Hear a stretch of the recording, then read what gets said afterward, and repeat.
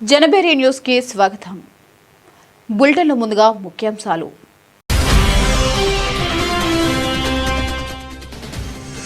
P3 పద్ధతి నిర్మిస్తున్న medical కాలేజీలపై జరుగుతున్న దుష్ప్రచారంపై స్పందించిన సీఎం చంద్రబాబు. ప్రభుత్వ కాలేజీల పేరుతోనే నడుస్తాయని స్పష్టీకరణ.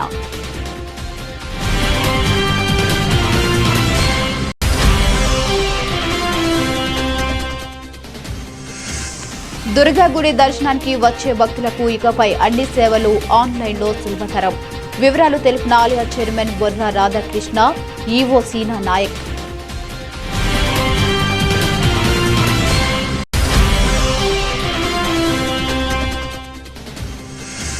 సమాజ స్థాపన కోసం కమ్యూనిస్టు పార్టీ చేస్తున్న పోరాటంలో మహిళల పాత్ర కూడా ముఖ్యమైనది.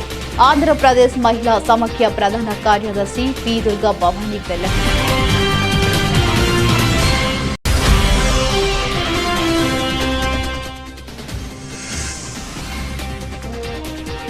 గుడివాడలో ఏఎన్ఆర్ కళాశాలకు హీరో నాగార్జున 2 కోట్ల విరాళం.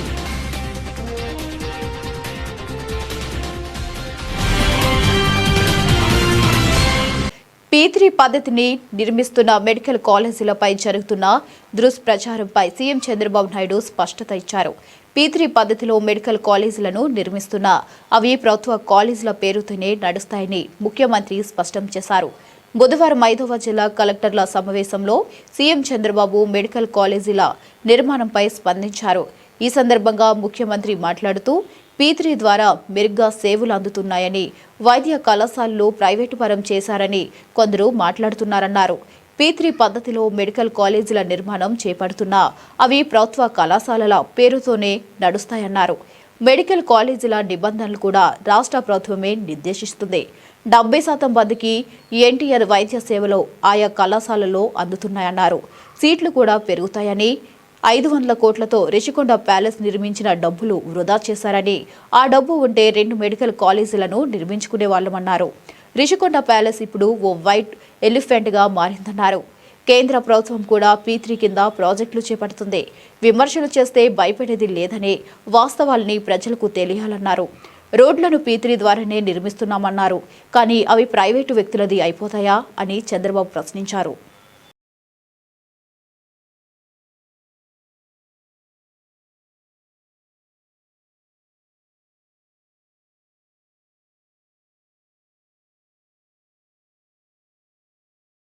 దుర్గా గుడి దర్శనానికి వచ్చే భక్తులకు ఇకపై అన్ని సేవలు ఆన్లైన్లో సులభతరంగా అందుబాటులోకి రానున్నాయని ఆలయ చైర్మన్ బొర్రా రాధాకృష్ణ, ఈవో సీనా నాయక్లు తెలియజేశారు. భక్తులు ఈ ఆన్లైన్ సదుపాయాలను వినియోగించుకోవాలని కోరారు. శ్రీ కనకదుర్గమ్మ దేవస్థానంలో కళ్యాణ వేదిక నందు ఆలయ చైర్మన్ బొర్రా రాధాకృష్ణ, ఈవో సీనా నాయక్లు విలేకరుల సమావేశం జరిపారు. ఆన్లైన్ సేవల నిర్వహణకు అవసరమైన కంప్యూటర్లు, ప్రింటర్లు మరియు యూపీఎస్లను చైర్మన్ మిత్రులు, దాతలు ఆలయానికి విరాళంగా అందజేశారు. ఈ సందర్భంగా ఆలయ చైర్మన్ బొర్రా రాధాకృష్ణ, ఈవో సీనా నాయకులు మాట్లాడుతూ అమ్మవారి సేవల ఆధునీకరణకు సహకరించిన దాతల కుటుంబానికి ఆలయ పాలక మండలి మరియు అధికారులు ధన్యవాదాలు తెలియజేశారు. భక్తులు ఈ ఆన్లైన్ సదుపాయాలను వినియోగించుకోవాలని కోరారు. మరిన్ని వివరాలకు మరియు ఆన్లైన్ సేవల కోసం శ్రీ కనకదుర్గ అమ్మవారి అధికారిక వెబ్సైట్ సందర్శించవచ్చన్నారు. ఆలయ అభివృద్ధి, భక్తుల సౌకర్యార్థం ఆన్లైన్ సేవలను మరింత విస్తృతం చేస్తున్నట్లు వెల్లడించారు. ముఖ్యమంత్రి చంద్రబాబు దేవాలయాల్లో భక్తులకు పారదర్శకమైన మరియు వేగవంతమైన సేవలు అందించడానికి ఆన్లైన్ విధానాన్ని అమలు చేయాలని ఎంతో ఆసక్తిగా ఉన్నారని వారు పేర్కొన్నారు. ఈరోజు ఈ మీడియా సమావేశానికి వచ్చేసినటువంటి మీ అందరికీ కూడా ముఖ్యంగా దుర్గా మల్లేశ్వర స్వామి దేవస్థానం చైర్మన్ గారు రిక్వెస్ట్ చేయడం, అదేవిధంగా డోనర్స్ని కూడా మనం ఖచ్చితంగా అందరికీ తెలియజేయాలి. ఈ విధంగా ఇంకా చాలామంది అమ్మవారి మీద భక్తితో చాలామంది మోటివేట్ అయి వస్తారని చెప్పి అడగడం. దాంతోపాటు మనకు భవానీ దీక్షలు కూడా అత్యంత వైభవపేతంగా దాదాపు శ్రీకాకుళం నుంచి కర్ణాటక ఇవన్నీ కూడా దాదాపు 6 లక్షల మంది భక్తులు రావడం, అమ్మవారి ఆశీస్సులు పొందడం, వచ్చిన వారికి ఎక్కడ ఎటువంటి ఇబ్బందులు లేకుండా దేవస్థాన సిబ్బందితో పాటు ట్రస్ట్ బోర్డు మెంబర్సు, చైర్మన్ గారు, అదేవిధంగా కలెక్టరు, సిపి గారు, విఎంసి గారు, మా పై అధికారులు అయినటువంటి ఎండోమెంట్ కమిషనర్ గారు, మా సెక్రటరీ గారు, ముఖ్యంగా మరి మా మంత్రివర్యులు, సీఎంఓ ఆఫీస్ నుంచి కూడా ఎప్పటికప్పుడు, ఎందుకంటే లక్షలాది మంది భక్తులు వస్తున్న తరుణంలో భద్రత కావచ్చు, క్రౌడ్ మేనేజ్మెంట్ కావచ్చు, ఇక్కడ సౌకర్యాల గురించి కావచ్చు, ఏర్పాట్ల గురించి కావచ్చు, ఎప్పటికప్పుడు ఆరా తీస్తూ మమ్మల్ని 4 దశాబ్దాలకు పైగా ఘన చరిత్ర కలిగిన ఆరోగ్య పరిరక్షణ రంగంలో ప్రసిద్ధిగాంచిన కంపెనీచే తయారు చేయబడిన ఫిజికెం వారి గోకాఫ్ ఇప్పుడు మార్కెట్లో 120 ml ప్యాక్తో అందుబాటులోకి వచ్చిందని chairman and managing director CC Keshava Rao తెలిపారు. గోకాఫ్ 120 ml బాటిల్ ఆవిష్కరణ కార్యక్రమాన్ని మహాత్మా గాంధీ రోడ్, టిక్కిల్ రోడ్లోని హోటల్ మానర్ ఫుడ్ ప్లాజాలో బుధవారం ఉదయం నిర్వహించారు. ఈ సందర్భంగా సిసి కేశవరావు మాట్లాడుతూ గోకాఫ్ గత 20 ఏళ్లుగా దక్షిణ భారతదేశం వ్యాప్తంగా మార్కెటింగ్ చేయబడుతుందన్నారు. ప్రస్తుతం 120 ml ప్యాక్తో ఆవిష్కరించిన బాటిళ్లలో 20 ml కన్యూమర్కి లైఫ్ టైం ఆఫర్ ఇస్తున్నామన్నారు. దక్షిణాది రాష్ట్రాల్లో దిగ్విజయంగా మార్కెట్ పూర్తి చేసిన అనంతరం రాబోయే 2026లో సంపూర్ణంగా భారతదేశానికి విస్తరించే ఆలోచనలో కంపెనీ యాజమాన్యం ఉందని వెల్లడించారు. ఈ కార్యక్రమంలో పాల్గొన్న విజయవాడ ప్రభుత్వ ఆయుర్వేద కాలేజ్ విశ్రాంత్ ప్రొఫెసర్ డాక్టర్ హిమసాగర్ చంద్రమూర్తి మాట్లాడుతూ ఇటీవల 2 ఏళ్ల నుండి ఎల్లోపతి కాఫ్ సిరప్ వాడడం వల్ల ఏర్పడిన దుష్పరిణామాలు నివారించాలంటే ఆయుర్వేద విధానంలో తయారు చేయబడిన గోకాఫ్ సిరప్ వాడడం అత్యంత రక్షణని తెలిపారు. ఆవిష్కరణలో పాల్గొన్న ఆర్యవైశ్య కార్పొరేషన్ చైర్మన్ డుమ్డి రాకేష్, బాలీవుడ్ నటిమణి నైనా గంగూలీ మాట్లాడుతూ గోకాఫ్ పూర్తిగా ఆయుర్వేదంతో కూడుకుందని, హైలీ ఎఫెక్టివ్ అండ్ 100% సేఫ్ అని తెలిపారు. దగ్గరగా 25 years అండి ఆ ఐటమ్ స్టార్ట్ చేసి. మొదటి నుంచి ఇప్పటిదాకా 10 ml శాచెట్ ప్యాకింగ్లో రిలీజ్ చేసి ఇప్పుడు దాకా సేల్ చేస్తున్నాము.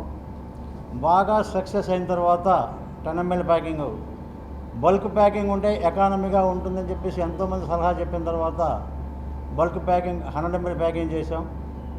10 ml సక్సెస్, 100 ml సక్సెస్.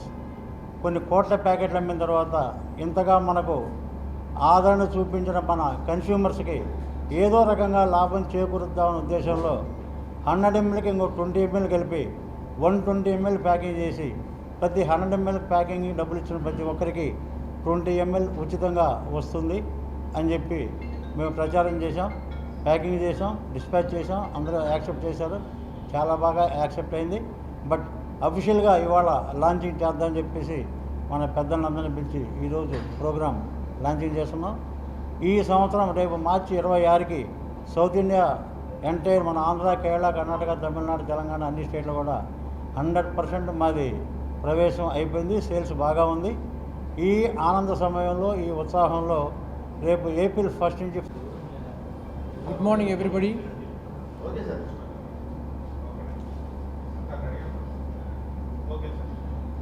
సంస్థ ఫిజికెం సంస్థ అధిపతి శ్రీ సిసి కేశవరావు గారు, కుమారి సునైనా గంగూలీ గారు, మీడియా మిత్రులారా, నైనా గంగూలీ గారు, ఇప్పుడు ఈ కాఫ్ సిరప్ మనం లాంచ్ చేసి సుమారుగా 25th year నడుస్తుంది ఇప్పుడు. అంటే స్టార్ట్ చేసి, మ్యానుఫ్యాక్చరింగ్ స్టార్ట్ చేసి. వ్యాపారం ఎవరు చేసినా డబ్బు కోసమే చేస్తారు, కానీ దాంట్లో జెన్యూన్గా సర్వీస్ ఇచ్చేసి దాని ద్వారా సరైన లాభాలు పొందాలని చూసే వాళ్ళలో మొదటివాడు మా కేశవరావు గారు. ఈయన నన్ను ఫార్ములా అడిగినప్పుడు పుస్తకాల్లో మేము సాధారణంగా క్లాసుల్లో చెప్పడం కానీ, ఇవన్నీ మిగతా కొన్ని ఫార్మసీస్కి సలహా ఇవ్వటం కానీ చేసినప్పుడు మనం ఒక జ్యుడిషియస్ కాంబినేషన్ ఎన్నుకోవాలి. అంటే రోగం ఎట్లా ఉందో దాన్ని తగ్గిస్తూ ఎటువంటి సైడ్ ఎఫెక్ట్స్ రానటువంటి ఒక ఔషధాన్ని తయారు చేసి ఫార్ములేట్ చేసి ఇవ్వాలన్నమాట. అది చేసినప్పుడు, అట్లా చేసినప్పుడు ఇదేంటంటే ఆయుర్వేదంలో ముఖ్యంగా ప్రతి మనిషి యొక్క తత్వాన్ని బట్టి ఒక్కొక్క ఔషధాన్ని ఇవ్వమని శాస్త్రం. పులివెందుల ఎమ్మెల్యే వైఎస్ జగన్ రెడ్డి ఒక అవినీతి పరుడు. అందుకే జగన్కి ఏదైనా అవినీతి కోణంలో కనిపిస్తుంది. నిరాధారమైన ఆరోపణలు చేయటంలో వైఎస్ జగన్ రెడ్డిని మించిన వారు రాష్ట్రంలో ఇంకెవరూ లేరంటూ జగన్పై రాష్ట్ర న్యూర్ భాష కార్పొరేషన్ చైర్మన్ కె నాగుల్ మీరా మండిపడ్డారు. జోజీనగర్లో ఇళ్ల కూల్చివేత కోర్టు ఆదేశాల ప్రకారం జరిగిందని, దానికి ముఖ్యమంత్రి చంద్రబాబు, మంత్రి నారా లోకేష్, ఎంపీ కేశినేని శివనాథ్లకు ఏంటి సంబంధం అంటూ సూటిగా ప్రశ్నించారు. సొంతంగా మాట్లాడటం, ఆలోచించడం తెలియని జగన్ స్క్రిప్టు పట్టుకుని మాట్లాడితే ఇలానే ఉంటుందని ఎద్దేవా చేశారు.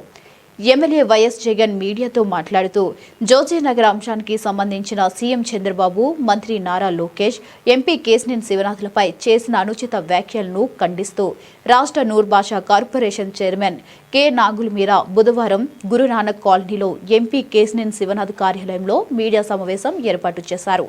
ఈ సందర్భంగా ఆయన మాట్లాడుతూ లోక్సభలో MP Kesineni Sivanath medical college విషయంలో వైసీపీ వైఖరిని ఎండగట్టునందుకే ఎంపీ కేశినేని శివనాథ్పై ఎమ్మెల్యే జగన్ నిరాధారమైన ఆరోపణలు చేశాడన్నారు. మెడికల్ కాలేజీలు నిర్మించేందుకు కేంద్రం నిధులు ఇస్తే జగన్ మెడికల్ కాలేజీల పేరిట దోచుకున్నాడన్నారు. ముఖ్యమంత్రి చంద్రబాబు నాయుడు P3 విధానం ద్వారా పేద విద్యార్థులకు వైద్య విద్య చేరువ చేశారన్నారు. బెంగళూరు తాడేపల్లిలో ప్యాలెస్లు కట్టుకుని బిజినెస్లు చూసుకుంటూ చుట్టపు చూపుగా వచ్చి ఎన్డీఏ కూటమి నేతలపై బురద చల్లటం వైఎస్ జగన్కి ఒక అలవాటుగా మారిందన్నారు. ఎంపీ కేశినేని శివనాథ్ ఎన్టీఆర్ జిల్లాను అభివృద్ధి పదం వైపు నడిపించేందుకు నిరంతరం కష్టపడుతున్నాడని కొనియాడారు. ఇది ప్రజాప్రభుత్వం, ప్రజల కోసం వారి ఆకాంక్షలు నెరవేర్చడం కోసం పనిచేస్తుందని స్పష్టం చేశారు. నిన్న మాజీ ముఖ్యమంత్రి జగన్మోహన్ రెడ్డి గారు వంటంలోని జోజీనగర్లో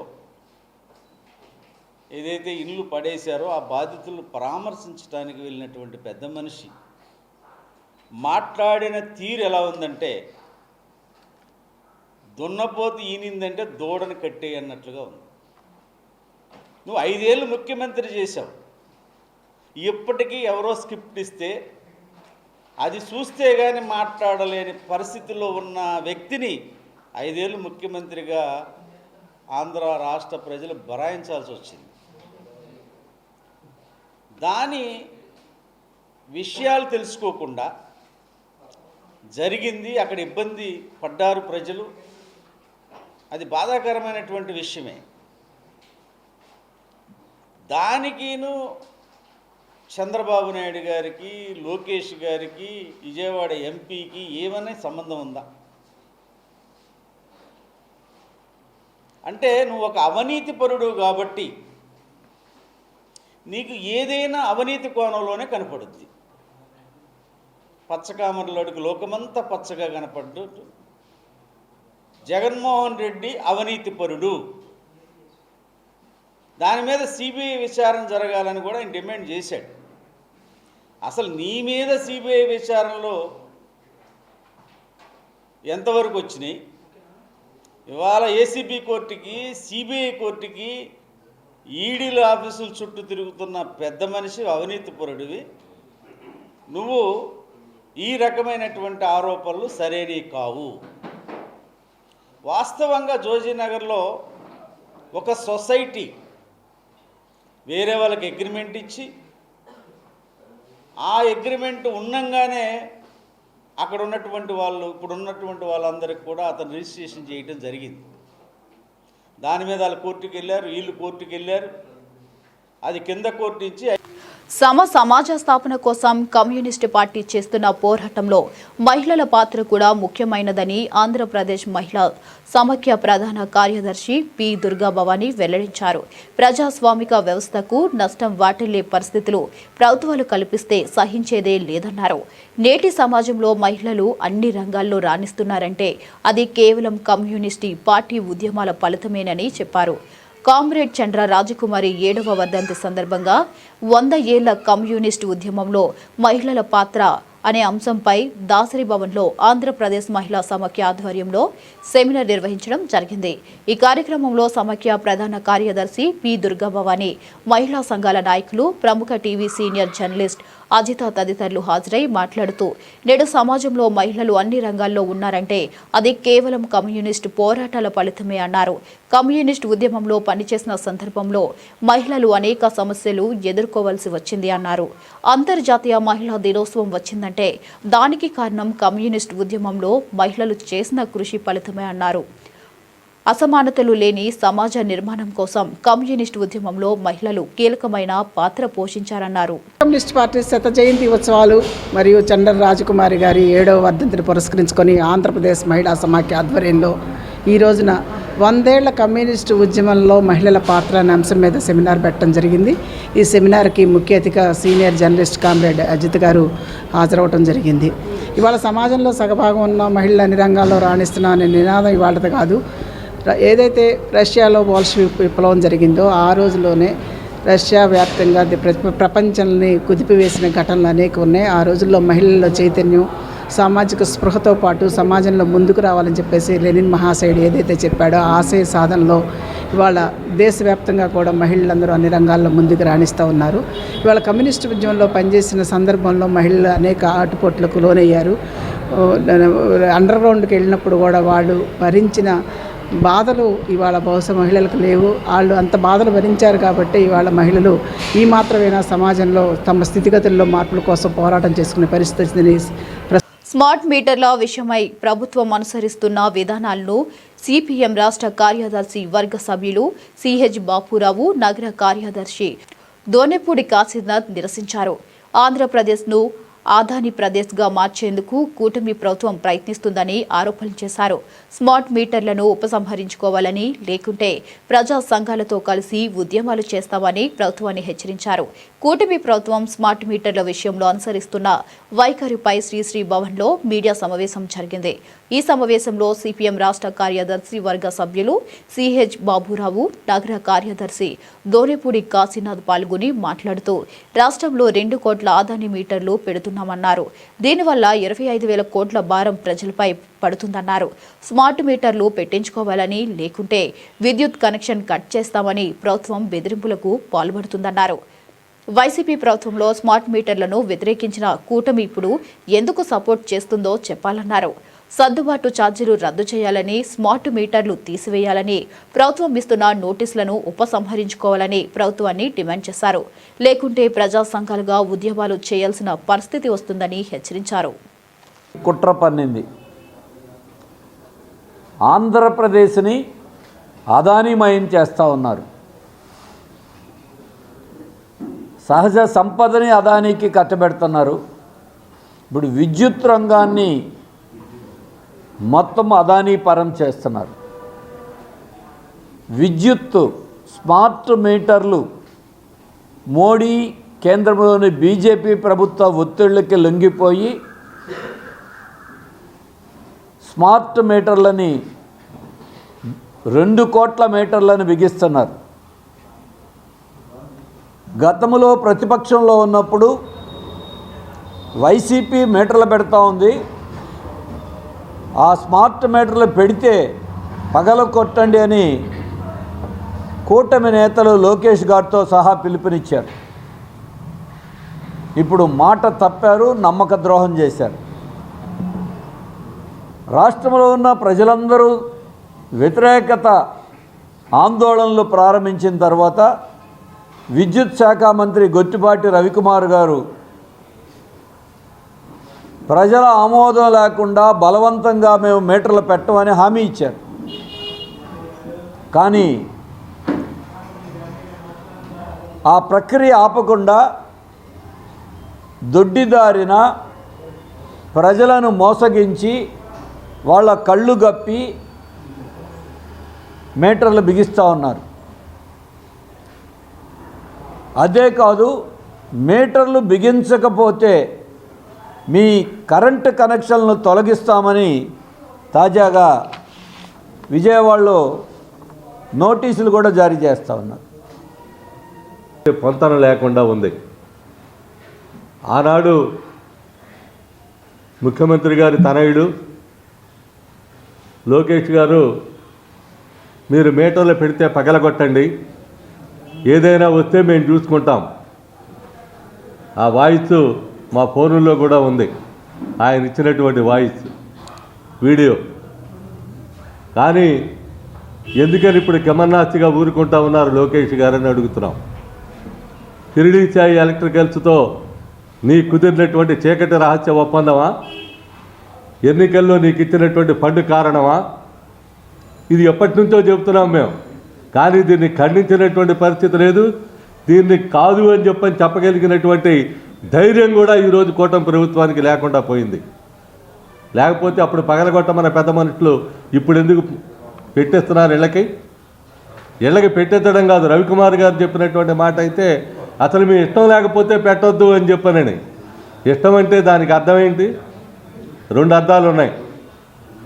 వాళ్ళు బెదిరించండి, బెదిరించినా కూడా కాదంటే పోల్ మీద కరెంటు పేకండి, పోల్ మీద డిస్కనెక్ట్ చేస్తే ఆటోమేటిక్గా స్మార్ట్ మీటర్ పెట్టించుకుంటారని చెప్పనే కొత్త సిద్ధాంతాన్ని రవికుమార్ గారు చెప్పిన దాంట్లోనే కనబడతా ఉంది. ఇప్పుడు జరుగుతుంది కూడా అదే.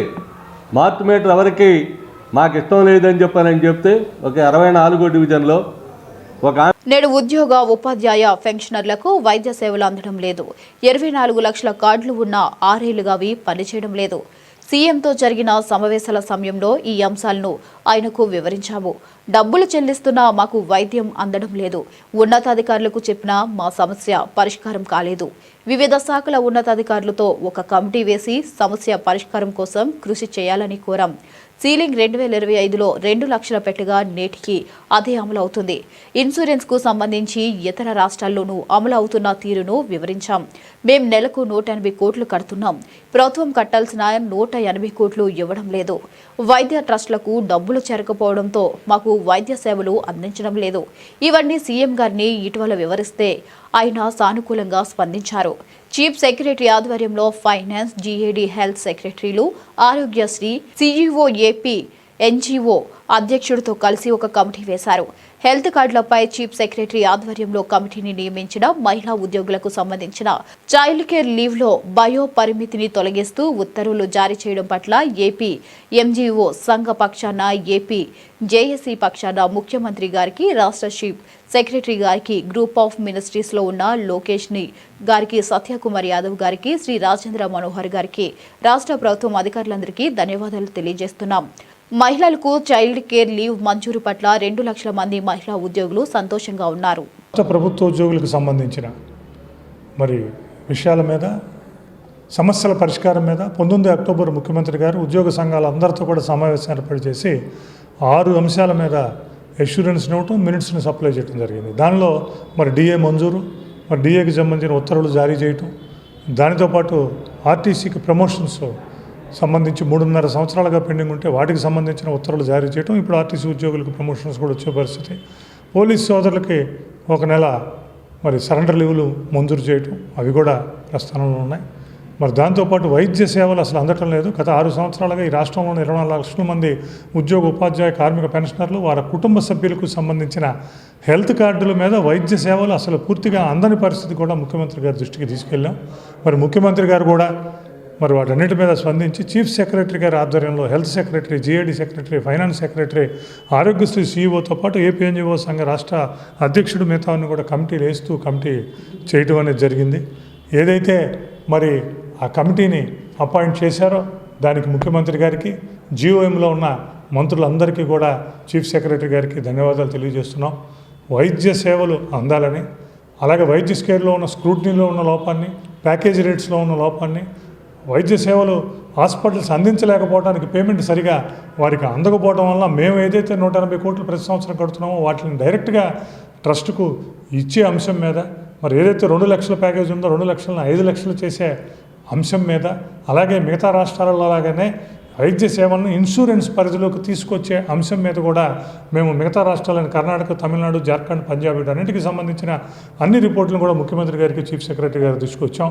వీటన్నిటి ధర్మలా వీటిని ఎట్టి పరిస్థితుల్లోనూ వీటిని పరిష్కారం చేయాలి, ప్రక్రియ వేగవంతం చేయాలి, హెల్త్ కార్డు వ్యవస్థనే ఉద్యోగులు సేవలు అందేలా చేయాలన్న దృక్పథంతో వాళ్ళ చీఫ్ సెక్రటరీ గారి ఆధ్వర్యంలో వేసినందుకు రాష్ట్ర ప్రభుత్వానికి ధన్యవాదాలు తెలియజేస్తూ ఏదైతే 19 అక్టోబర్లో జరిగిన సమావేశంలో అన్ని దీని మీద వచ్చినాయి, వాటితో పాటు ముఖ్యంగా మహిళా ఉద్యోగులు ఎంతో కాలం నుంచి ఎదురు చూస్తున్నారు.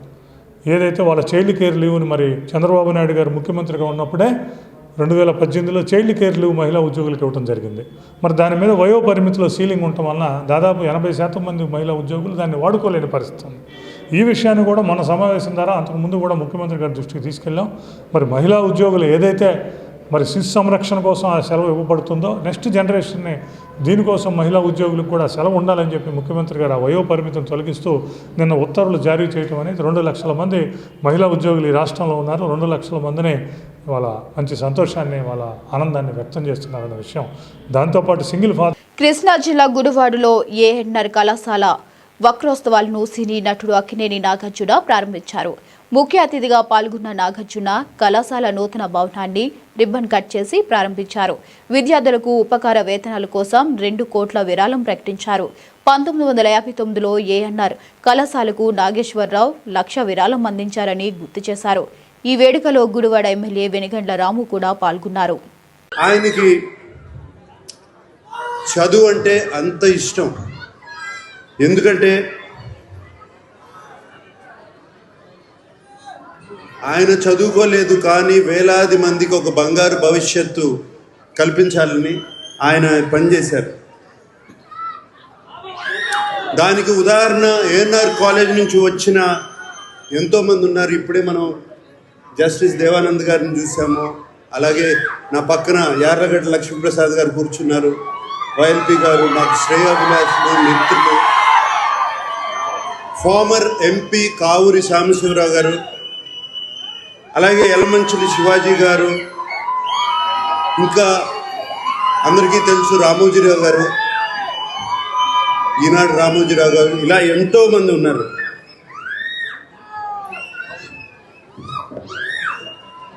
గారు, పద్మనాభ గారు, కైకాల సత్యనారాయణ గారు, శోభనాద్రి గారు, ఇలా ఎంతోమంది చెప్పడానికి ఎంతోమంది ఉన్నారు. ఇక్కడే కాదు, ఇంటర్నేషనల్లీ, నేషనల్లీ, దేశమంతా ఇక్కడి నుంచి బయటకు వచ్చిన విద్యార్థులు ఎంతోమంది ఉన్నారు. ఈ పేరుకి ఎంతో మంచి పేరు తెస్తున్నారు.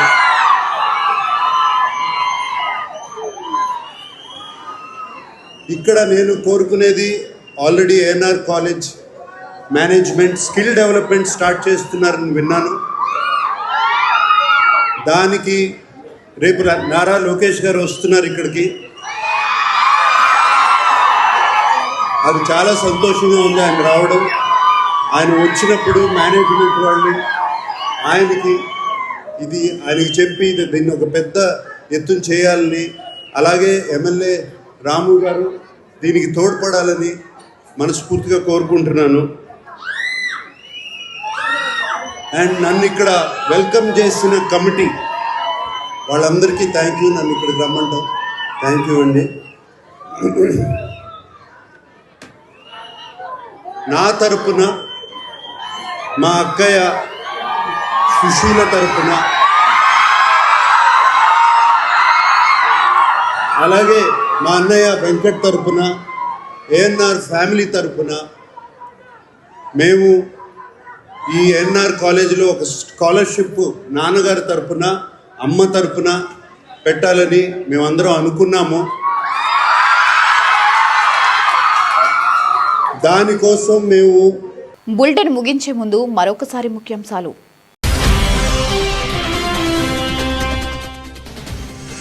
P3 పద్ధతి నిర్మిస్తున్న మెడికల్ కాలేజీలపై జరుగుతున్న దుష్ప్రచారంపై స్పందించిన సీఎం చంద్రబాబు. ప్రభుత్వ కాలేజీల పేరుతోనే నడుస్తాయని స్పష్టీకరణ.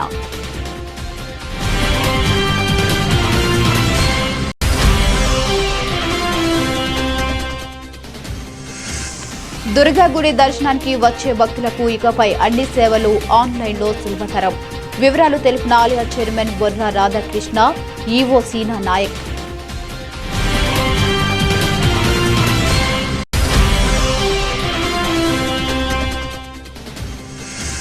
సమాజ స్థాపన కోసం కమ్యూనిస్టు పార్టీ చేస్తున్న పోరాటంలో మహిళల పాత్ర కూడా ముఖ్యమైనది. ఆంధ్రప్రదేశ్ మహిళా సమాఖ్య ప్రధాన కార్యదర్శి పి. దుర్గా భవానీ వెల్లడి.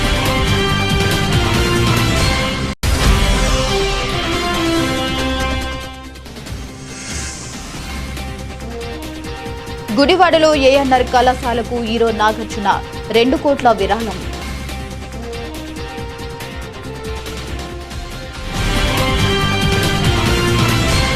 For more updates, keep watching.